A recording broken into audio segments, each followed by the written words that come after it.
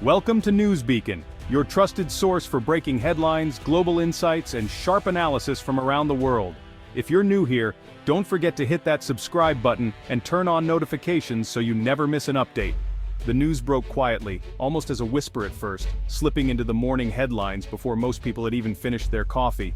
But its impact was seismic. Canada had officially blocked the Alberta project, a decision that would send shockwaves through both nations and beyond. In Ottawa, the Prime Minister calmly announced the decision, citing national interests and the need to balance economic growth with environmental responsibility. The headline, "Canada Rejects Trump-Backed Alberta Project," flashed across North America, dominating news cycles and sparking heated debates in living rooms and boardrooms alike. In Washington, the response was immediate and intense. Politicians and industry leaders scrambled to respond, their statements echoing across cable news and social media.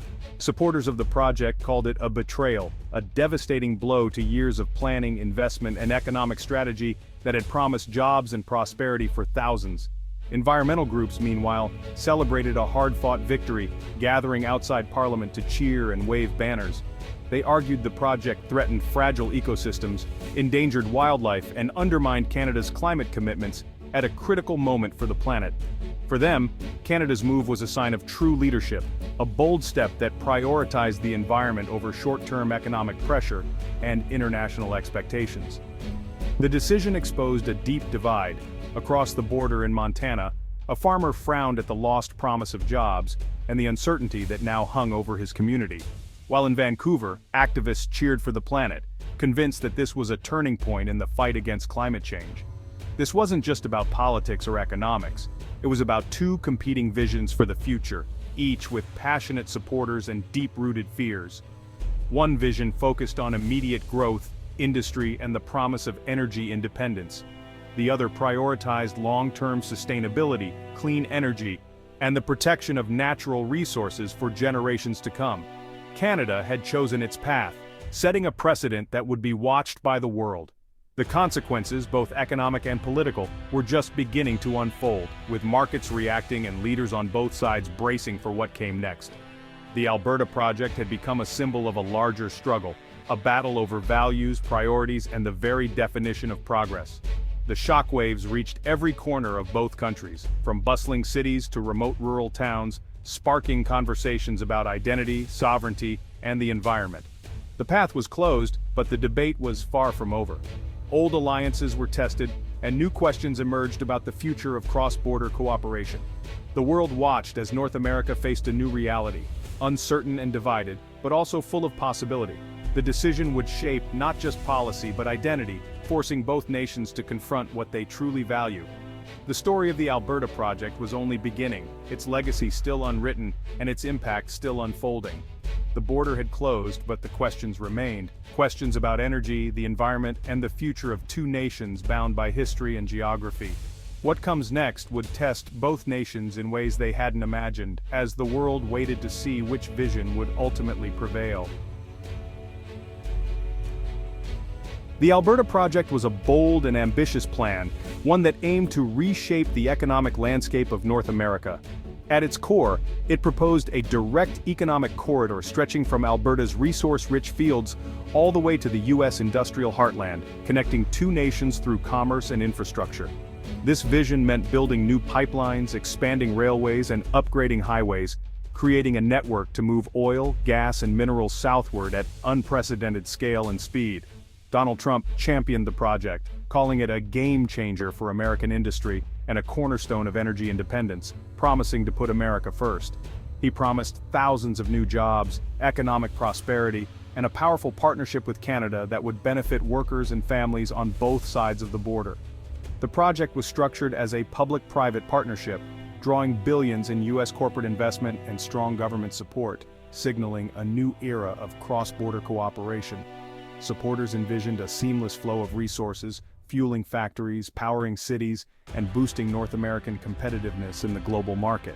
But from the very beginning, controversy dogged the plan, sparking fierce debate and public outcry.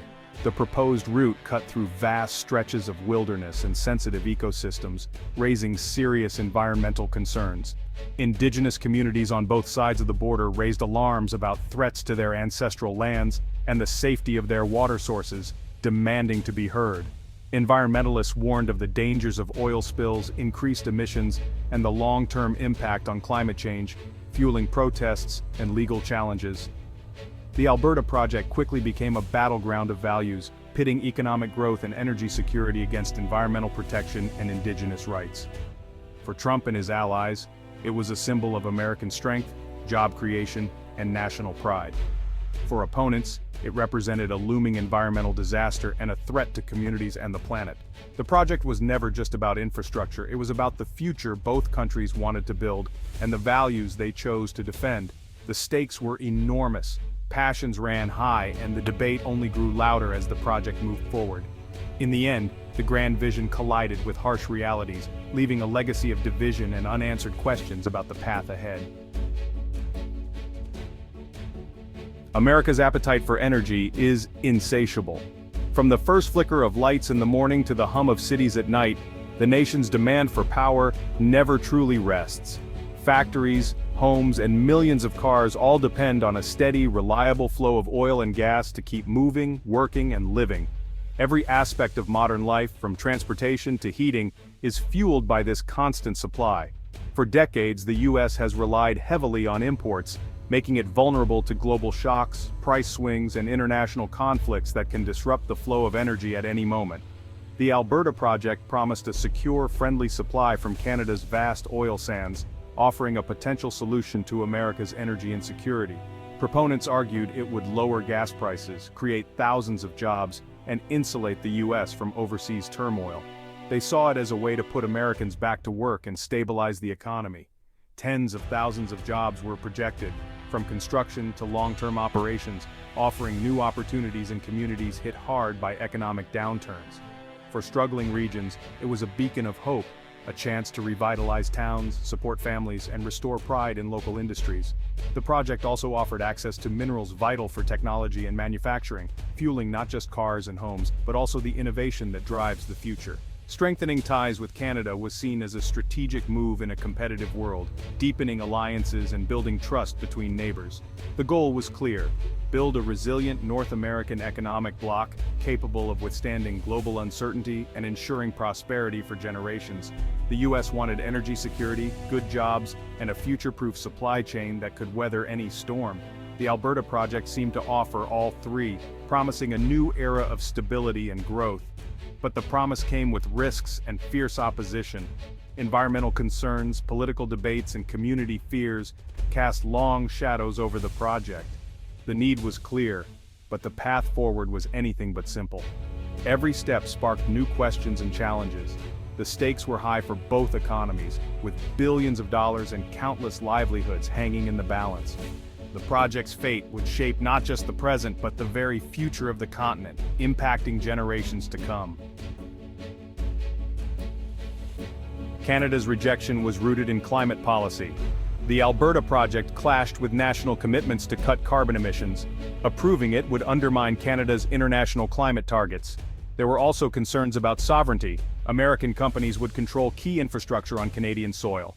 Many Canadians feared becoming just a resource supplier, for the U.S. public support was lacking, with widespread protests and legal challenges. Indigenous groups strongly opposed the project, citing treaty rights and environmental risks. The government prioritized national unity and long-term economic strategy over short-term gains. Investing in fossil fuels seemed risky as the world moved toward clean energy. Blocking the project was a choice for a different future. Environmental arguments against the Alberta project were fierce. Extracting oil from Alberta's sands is among the world's most carbon-intensive processes. Scientists warned the project would lock in decades of high emissions. The route threatened pristine wilderness, fragmenting habitats and endangering species. The risk of oil spills loomed large, with potential to poison rivers and lakes. Water resources were at risk. Pipelines would cross over 1,000 waterways. Indigenous communities saw the project as a threat to their land, rights, and way of life. For them, it was about survival, not just policy. The environmental fight became a human rights issue. The opposition was powerful and impossible to ignore. America's reaction was deeply divided. Business leaders and Republicans decried the decision as a blow to jobs and security. They accused Canada of abandoning a key ally. Environmentalists celebrated, calling it a victory for the climate and activism. In the Midwest, disappointment and anger ran high, lost jobs felt personal. On the coasts, many welcomed the move as progress toward clean energy. The project became a symbol of America's culture war over energy and the environment. Regional and political divides deepened. The debate was about more than a pipeline. It was about the country's future. The Alberta project exposed the fault lines running through American society. Canadians were just as divided. In British Columbia and Quebec, many felt relief. Environmental concerns had won out. Activists saw the decision as validation of their efforts. In Alberta, anger and frustration boiled over. The province's economy relies on oil, and the project was seen as a lifeline. Business leaders warned of lost investment and a shaky economic future. Indigenous communities, however, celebrated a hard-won victory. For them, it was about sovereignty and protecting ancestral lands. The decision affirmed their rights and influence. The Alberta project's fate became a symbol of Canada's internal divisions. The country faced tough questions about its identity and future. With the project dead, both countries face new challenges. The US must seek alternative energy sources, likely relying more on overseas imports. Diplomatic tensions with Canada will simmer beneath the surface. American politicians may push back, straining the partnership. Canada faces deepened regional divides, especially in Alberta. The government will need to support workers and invest in new industries.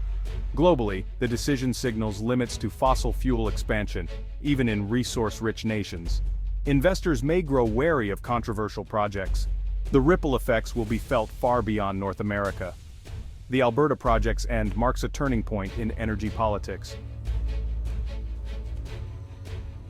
Canada's decision was a landmark moment. Two visions for the future collided.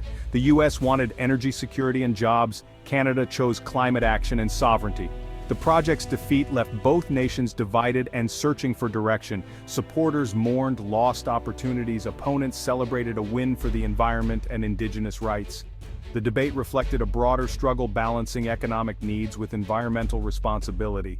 Now, both countries must chart a new course. The US must rethink its energy strategy. Canada must heal internal rifts. This moment could accelerate the shift to clean energy and new partnerships. The Alberta project is history. A new chapter for North America begins. The future remains uncertain, but the choices made now will define a generation.